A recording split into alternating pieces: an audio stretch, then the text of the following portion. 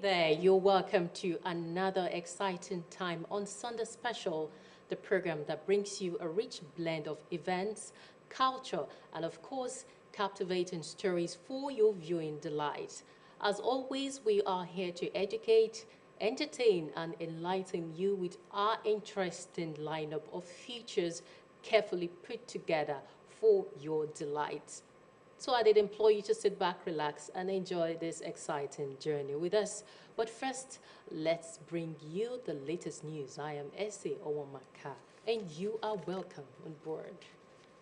And we have here that the Lagos State government has taken another bold step in industrial development with the commissioning of the industrial hub in Mushin.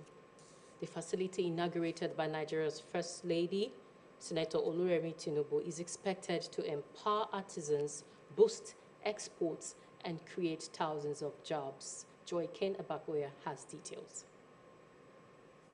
It was a historic day in Matori, Mushin, as the Lagos Industrial Leather Hub, a one-stop center for leather processing, footwear production, and skills training, was officially unveiled. Taking center stage at the ceremony, Nigeria's First Lady, Senator Oluremi Tinubu, commended Governor Babajide Sanwo-Olu for what she described as a bold and progressive initiative. The First Lady also urged artisans, entrepreneurs, and youth to seize the opportunity, embrace excellence, and position Nigerian products for global competitiveness. I urge all those who will utilize this facility, artisans, entrepreneurs, and our vibrant youth, to take full advantage of the opportunities it offers. Dedicate yourselves to excellence, hard work, embrace continuous learning, and position your products to compete in the global market.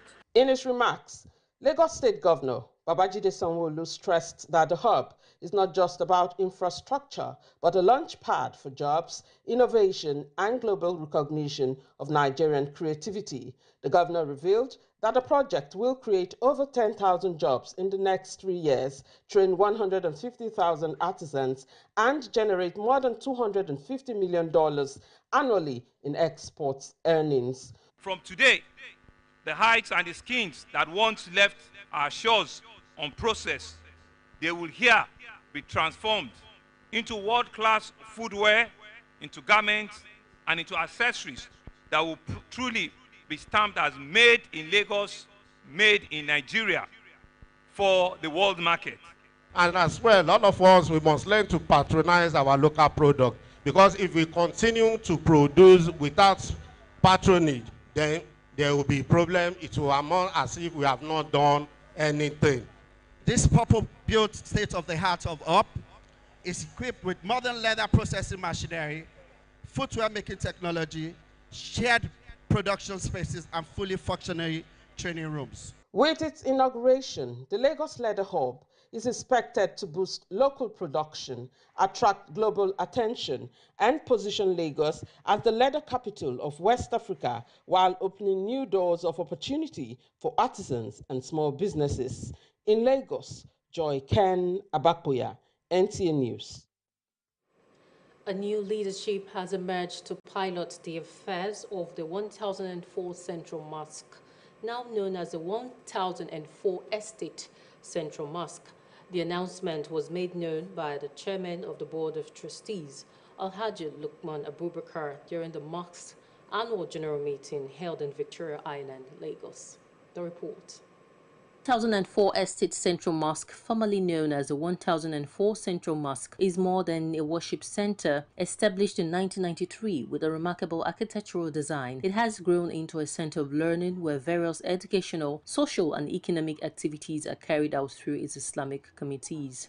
This is one of the glorious mosques in Lagos, and in its glorious day, a lot of people that are now leaders in Nigeria today passed to this mosque. At the annual general meeting, worshippers and stakeholders gathered not only to review past activities and set new goals, but also to address the leadership crisis that had rocked the mosque for some time. You know, the change is a legal thing, you understand? We had the 1004 mosque before, so we had an account with it, and so on. We couldn't access the account because of that one, so we have to change the name. We have agreed to withdraw the case from the industrial court So, and already the other High Court, the case in the High Court is, a ruling was given on our own favor. So I don't think there is any problem. We want to return back to how we used to be and even do better, inshallah. That is why you will see everything we have done today. It has gone on well. The newly appointed leadership, comprising 9 members of the Board of Trustees and 10 executive members, is expected to pilot the affairs of the mosque in line with its mission of spiritual growth, community service and unity among worshippers. Our first constitution is Quran. Everything is there in the Quran. How to resolve the issues and so on and so forth. There in the constitution, the guideline, the responsibility of every officer, the position of the imam, the position of the members and everything. To what extent can we go in moving closer to the other members of the mosque and for the mosque to move forward? The imam and the congregation are the same. The Prophet ﷺ said, when you are imam, he said, lead with even at least the weak of your congregation. That is, the weak one of the congregation should feel impact in your leadership, so that you always consult them and make your leadership the way it will be easy for them. Don't look some select of people and take them as these are your caucus or these are people, so you own this place. You don't want anybody to be part of it. Whenever people come together to do things in a peaceful way, the hand of God will be there. There will be progress.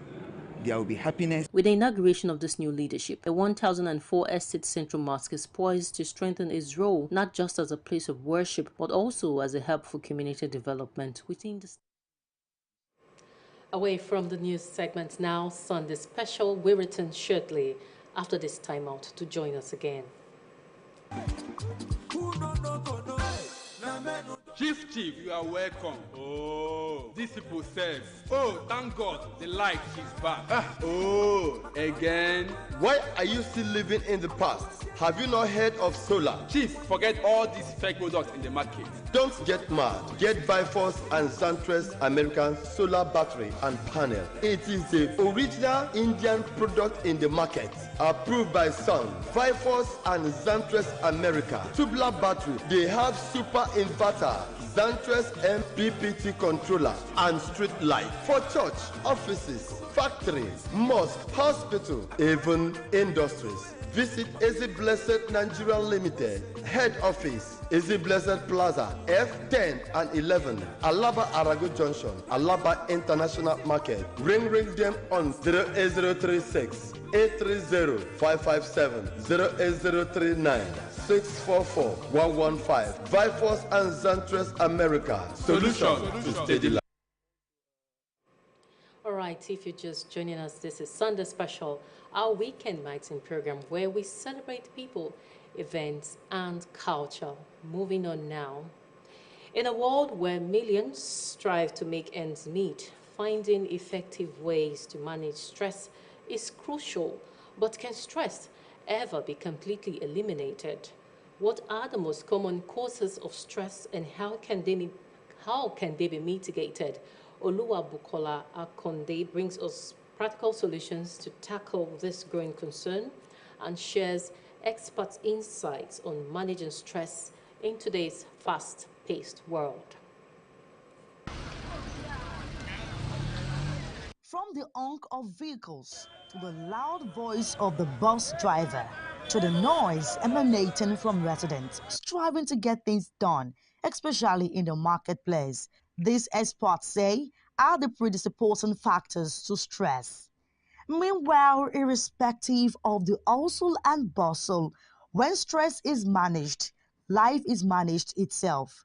Zainab Ogunjimi, a medical practitioner, emphasized that stress cannot be taken out of the ways of life, but can be managed, highlighting the causes that may happen when it's not consciously managed. Live a day at a time and take one step at a time. Just worry about what is in the present and don't worry about the future, because the future is not certain, and then the only thing that you should worry about is where you can change. So just make the best use of now, and then tomorrow will sort itself out if you are doing your best now. It comes very slowly or sometimes suddenly, Sometimes it can come with not being able to sleep or sleeping too much.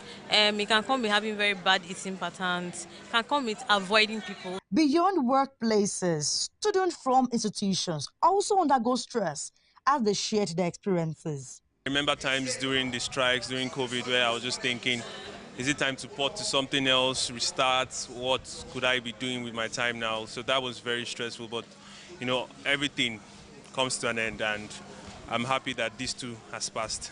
It took me a while to find a balance between school and my regular life, but it was mostly putting myself first in most situations. So finding what works for me, and at the same time just knowing when to take a break, because it's very easy to beat yourself up when you're in med school that you're not reading when everybody's reading.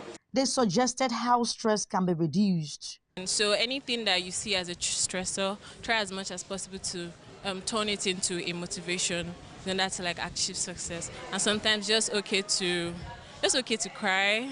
It's okay to like cry to your friends. Like okay to like cry to your parents. It's okay to try to God. It's okay to cry to God. And as much as possible, like just also endeavor to do healthy things for yourself. Like maybe it's like to go to movies, or maybe it's just to go to the beach or something. They, however, noted that adopting practical solutions, individuals can take control of their well-being. All right, I guess we learned a lot of insightful tips on how to manage stress effectively. Let's maintain a healthy work-life balance. In our next report, the resilience of Nigerians is widely recognized and deeply rooted in the nation's social and historical fabric. Despite numerous challenges, economic instability, political turmoil, insecurity, infrastructural deficit, and natural disasters, Nigerians have consistently shown an exceptional ability to adapt, survive, and thrive. Our correspondent takes a look at the resilience of Nigerians. Nigerians' traits to overcome challenges might be seen as inborn, as they find ways to thrive even in the toughest conditions, where other nationals will resort to suicide or take drastic measures. A Nigerian remains resilient. We have this natural shock absorber in us that can absorb any stress, any shock, whether it is from government or from the environment or from nature, whatsoever it is. And that is what makes us unique as a people. Nigerians are very unique people, I must tell you. We agree that we are resilient people, people who move on despite the odd, people who don't see this thing as affected them, and this is how it is, and it is, life goes on. I would say to an extent it's a very good thing, because you find out that the negative social indices of suicide is not common. Some Nigerians said resourcefulness, doggedness, and adaptability are hallmarks of Nigerians' resilience. From technology startup to entrepreneurship, Nigerians turn challenges to opportunities. Nigerians are very strong people, which many countries know. There is a saying that says, in any country in this world you go to and you don't see a Nigerian, just run away. Though they advocate for brotherhood, despite the present economic challenges, as Nigerians are gradually losing their core values in assisting one another. Anyhow, we will survive. That is a popular slogan in Nigeria. Anyhow, we will survive. And this is how it has been carrying on for some time. So if you just find yourself in a society and this is the way they live their life, you can't manufacture your own life. You live the life you see in the society where you find yourself. And that is why at any time people are saying something, you find out that this is the majority view. When you hear the name Nigeria, as far as I'm concerned, I hear strength, I say determination. As blacks that we are, I see Nigerians as people that survive under any circumstances, any condition. Wherever you go to, all over the world, around the country, and you see people striving no matter the challenges, look deeply, look closely, and you see they are Nigerians. Nigerians' resilience inspires hope and optimism, demonstrating the nation's potential for growth and prosperity. Oh yes, resilience is our identity. Resilience is what makes us thick and unique as Nigerians. Now, jackpot syndrome is a term mostly used in Nigeria and some other African countries, describing the trend of individuals who leave their home countries in search of better opportunities. But the ugly part of it is that sometimes people enter into voluntary slavery where they surrender their autonomy, rights, or labor to another person. Nkem Okibe will tell us more on voluntary slavery. The most populous nation in Africa, blessed with so many natural resources, with some remaining largely untapped, is also known to have an advantage in varied spheres of human resources. In spite of the nation's rich endowment, yearly thousands of Nigerians relocate to other countries in search of greener pastures. There are about 15 million Nigerians in diaspora, according to the United Nations Population Division Estimate 2017. Research also shows that 60 million Nigerians, or half of the adult population presently resident in the country, are planning to leave for other countries by 2023 to start a new life if they have their way. People with different reasons, but my own reason for traveling out for business sake. If I have to travel out, I will go outside there, buy, and coming back to my country to sell it. I don't need to relocate now because this country is okay. I've never thought of relocating, maybe because I'm working and I'm enjoying my work. According to Ambassador Martin Omombi, 602,000 Nigerians migrated to European countries in 2016 through the ill-famous Sahara Desert Mediterranean Sea route, of which 27,000 died on the sea. 68% of the dead immigrants were university and polytechnic graduates. Although this figure may seem exaggerated, but there could be an iota of truth in it. The nights we got into the desert was also horrible. I didn't expect what I saw. I discovered there was this breeze. I don't know what I would call it, but it was heaping sand towards our direction. So one white man came. The man was like, "Where do you guys think you're going to? You have food in Nigeria, you're safe. Why are you running away?" To the Nigerians traveling without, proper document or without visa granted or something, I think I would advise you people to stop taking those routes. The fact that hundreds of Nigerians continue to apply for immigration and non-immigration visas, in spite of high fees and stiffer sanctions, indicates that people are desperately searching for better opportunities. In some cases, people who have made moves have paid through their nose to unidentified agents who claim they can process their travel documents and also get them a job in the country they wish to emigrate to. Unfortunately, they are lured into voluntary slavery. I can't imagine like leaving your comfort zone for another man's country where you will be treated like a slave or you will not be welcomed. What do you have in place to travel? Who is that agent? Or who are those agents that connect people to travel? Nobody is sincere. I've got a couple of stories, or many stories of how people lose their money because they want to travel abroad. They meet one agent or one agency to aid their traveling, and by the end of the day, it will all be cock and bull stories. And by that time, you lose your money. Some people, could even sell all they have. The sad reality of leaving the country, either skilled or unskilled, is the hazards and emotional torture one goes through when your expectations are not met. You have to be patient and endurance to get a job.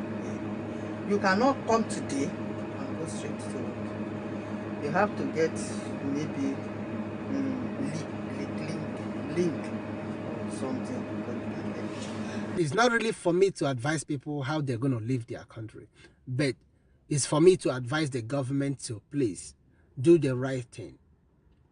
Make people have sense of belonging in their own country.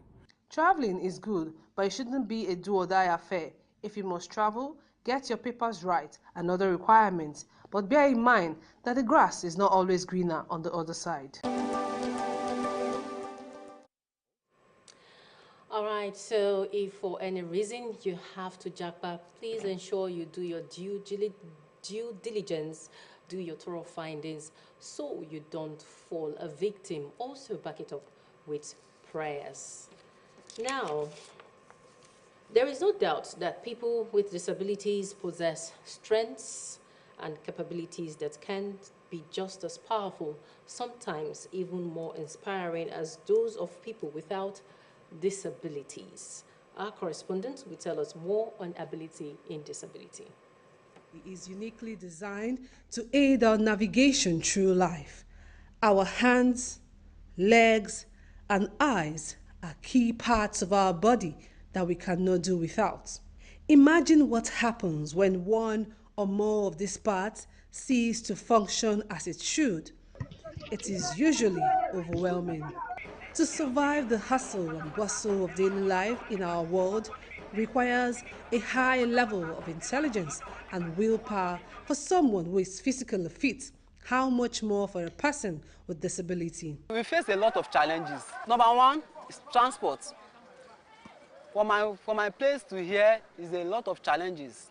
From Ikodu to Surulere, I believe you can see how distant this place is. So many of my colleagues that they are playing now, they are coming from far places like Ikorodu, Abule Egba, all this stuff. And then there is no more capital on this thing. See if you can see some sponsors, some people that can sponsor this our game, that will be having a lot of tournaments. Ever since then, we too will be having some money in our pockets. In a world that often labels disability as a limitation, these exceptional Nigerians, Kobams Asukwo, Akinde Oluwaseun Tony, Flora Ugunwa, Onyinye Mark are changing the narrative and breaking barriers within Nigeria and the global stage in their various spheres of influence. Folashade Oluwafemi Ayo, a name forever etched in history, a two-time Paralympic champion, lifted 167 kg to clinch gold in para-powerlifting at Paris 2024 and beat world record once again.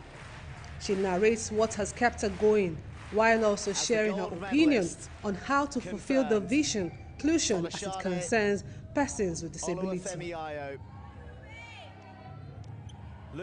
Well, I'll say with the support of my husband, thank God for the kind of man he is. He's a sportsman like me. Because I believe if I marry ordinary man that is not into sport, I will not find it very easy. And I thank my mother. She's always been there for me in prayers. Whenever I just say, this place is failing me, you know mothers, she will say, yeah, okay, what will you take? Okay, should I boil water for you? Mama, don't worry. So I really appreciate her. She's a good mother. So I want to build my own academy so that they will come and train. From there, at least they will get their own goal.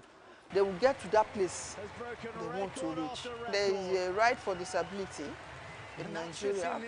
They should create more jobs, more opportunities for people living with disability, so that at least they will be self-independent. Akinde Oluwaseun Tony, a basketball champion representing Nigeria Wheelchair Basketball Federation, believes that there are a lot of untapped potentials amongst those living with disabilities. He calls for the intervention of the government. Meant to just please to look into our hands and help us with, at least to include us in anything that they are doing in this country. Like this sport is only, this is our office. We don't have any other things to do. Like people with able now, if they are doing sports, they can easily enter force, like police or soldier. But there's no how we can just join all these force. If government can help us, if they are doing like 2 for able, they can do like 5 or 6 for us, because this is what we just have. With this sport, we can achieve a lot. If government can please help us to put more money, especially with physically challenged, we are facing a lot. These individuals are not just stars in their various fields. They are mothers, fathers, students, fighters, dreamers, and nation builders. With every lift, Through goal and voice, they echo one powerful truth. Disability is not inability. It is a different kind of strength. A staring reminder that vision isn't only what we see, but what we believe is possible. All right, indeed, there is ability in every disability. So, in whatever situation you find yourself, do not despair, but embrace your strength. This is where we call it a wrap on this week's edition of Sunday Special. Guess we all had a great time together. Let's do this again, same time, same station, next week. Until then, do have a pleasant week. I am Essie Owamaka, and it's bye for now.